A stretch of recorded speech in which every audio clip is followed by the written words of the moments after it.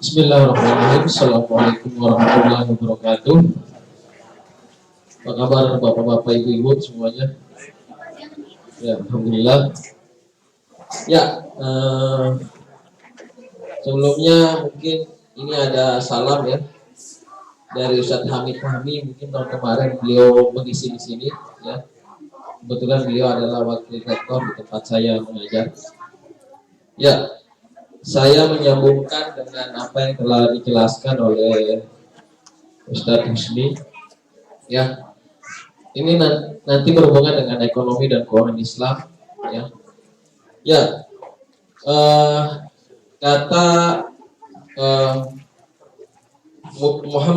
Syekh Muhammad Mustafa Zalko di bukunya Al-Fiqh Al-Madkhal fi Fiqhil Al-Am Asy-Syariah Al-Islamiyah yang qasmu ila salasa aqsam. Ya, jadi syariah Islam itu dibagi menjadi 3 bagian. Yang pertama adalah akidah, ya. Kemudian yang kedua adalah ibadah ruhiyah. Dan yang ketiga adalah nizam qanuni atau dengan kata lain adalah fikih. Ya, yang tadi sudah dibahas. Nah, fikih sendiri itu dibagi menjadi beberapa bagian. Ya, ada fikih sinaya, fikih usroh, ya, fikih daulah, ya, fikih sahsiyah, dan fikih muamalah. Ya. Nah, fikih muamalah ini adalah fikih yang luas yang di dalamnya berkenaan dengan ekonomi dan keuangan Islam atau Islam ekonomi dan finance atau banking. Ya, karena temanya tentang fikih, saya coba menghubungkan dengan satu buku ya, yang ditulis oleh seorang dari muridnya. Tadi sudah dikatakan oleh Ustadz Husni, muridnya Imam Abu Hanifah ya, yang berjudul Al-Iktisab, karangan Imam As-Syaibani ya. Satu lagi ada muridnya yang menulis buku tentang ekonomi Islam, yaitu Al-Faraj, yang ditulis Abu Yusuf. Kenapa saya ambil buku ini? Karena buku ini sangat berhubungan dengan definisi ekonomi ya, atau definisi ekonomi Islam, yaitu bagaimana cara kita mengelola mendapatkan kekayaan dan bagaimana cara mengeluarkannya. Ya, ya. Beliau mengatakan bahwa tujuan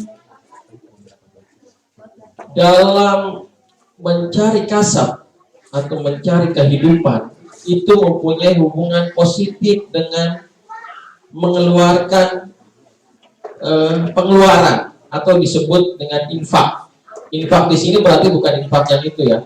Infak di sini adalah nafkah, spending, pengeluaran. Ya. Nah, bagaimana cara mendapatkan harta? Nah, itu sudah dijelaskan di dalam surat An-Nisa ya, 29, ya alladzina amanu la ta'kulu amwalakum bainakum bil batil illa an takuna tijaratan an taradin minkum. Ya, dengan cara yang tidak batil. Ya. Ya, dengan cara yang tidak batil. Ya. Cara yang tidak batil itu ya dengan cara mencari sesuatu yang telah dilarang oleh Allah Subhanahu wa taala, ya, yaitu yang haram. Haram sendiri ada yang haram lizatihi, ada yang haram ligerihi, kemudian ada yang diharamkan karena akadnya tidak valid atau tidak sahih, batil. Ya. Kalau haram yang ligerihi lizati ini adalah misalnya kita berjualan B2 tadi ya kata Mas Is ya, B2 gitu ya. Nah, kemudian kalau yang berhubungan dengan haram ligeri itu adalah sesuatu yang seperti riba ya. Kemudian mendapatkan kekayaan dengan cara mesir, berjudi ya, atau gambling, atau investasi dengan cara yang spekulatif ya. Karena sekarang banyak ya Zaman sekarang pengen untung gede investasi ya, ternyata investasinya bodoh. Ya, dalam ekonomi kalau semakin orang mengatakan keuntungannya tinggi, maka itu resikonya pasti tinggi, gitu ya. Di dalam kaidah fikihnya juga ada gitu ya. Al-Burmi bil Burmi, ya. Al-Kharaj bidoman, itu juga adalah salah satu kaidah ya.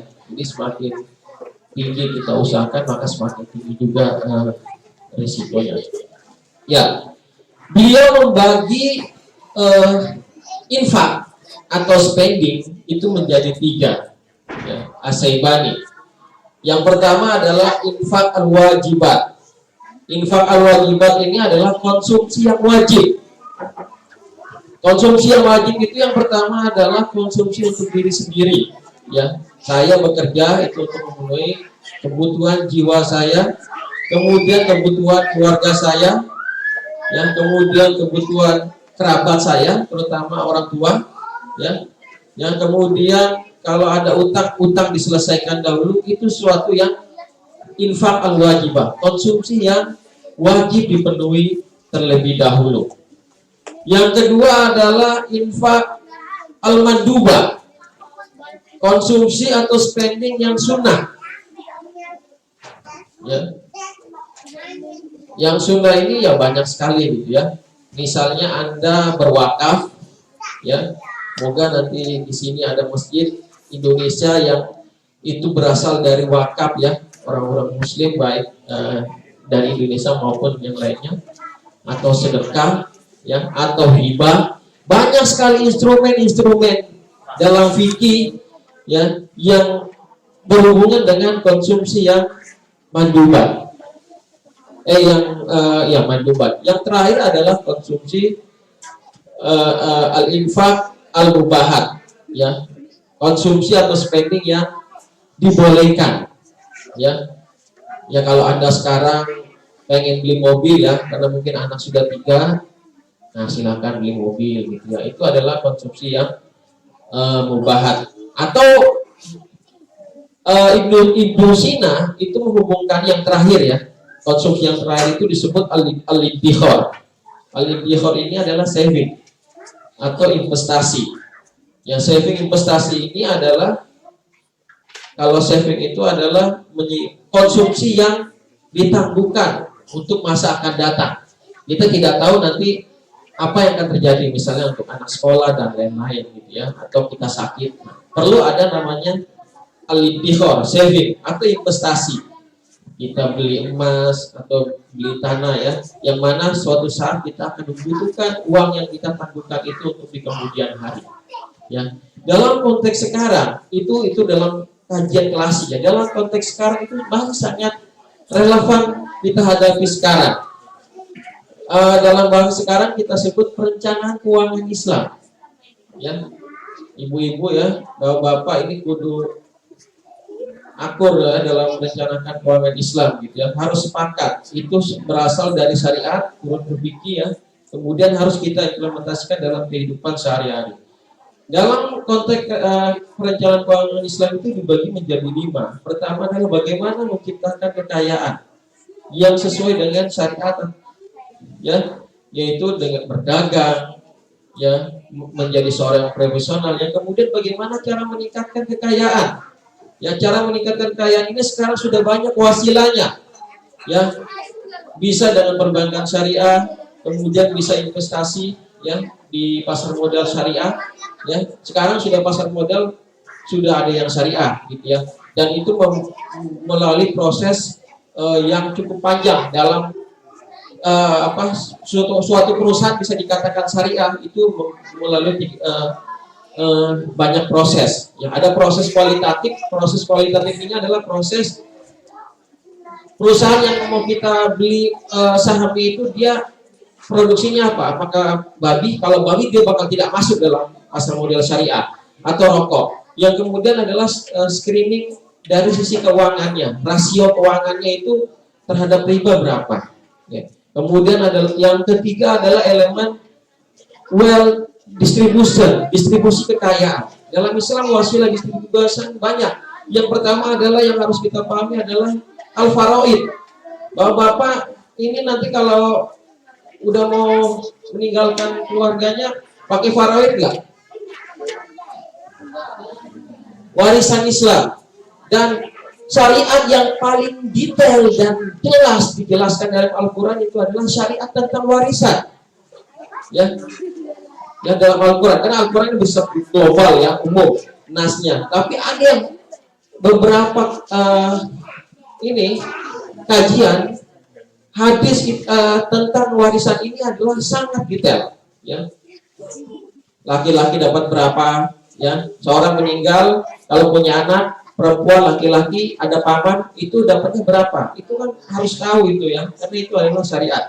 Ya, kemudian wakaf, kemudian hibah, sedekah, itu semua adalah wasilah-wasilah atau instrumen distribusi kekayaan.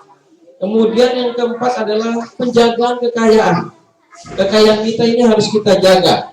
Yang ada yang mengatakan menjaga kekayaan kita dengan asuransi, mobil kita asuransikan, ya, rumah kita asuransikan. Tapi ada yang lebih dalam dari itu, yaitu adalah sedekah. Ya, masalah ladzina yunfiquna amwalahum fi sabilillah kamathali habatin ambatat sab'a sanabila. Jadi orang yang bersedekah ini sebenarnya dia adalah sedang memproteksi kekayaannya. Ya, memproteksi kekayaannya karena akan dilipat gandakan. Yang kelima adalah ini yang sangat wajib bagi mereka yang sudah masuk kategori muzaki, yaitu adalah zakat, penyucian harta. Bagi Anda yang sudah wajib, yang punya hartanya itu nisabnya sudah mencapai nisab, yaitu 55 ya, 55 gram emas ya, dalam haul 1 tahun Hijriah, maka wajib membayar zakat. Ya, itu saja ya dari saya. Mungkin nanti kita banyak ini berdiskusi mempercepat zakat. Syukran wabillahi taufiq. Assalamualaikum warahmatullahi wabarakatuh.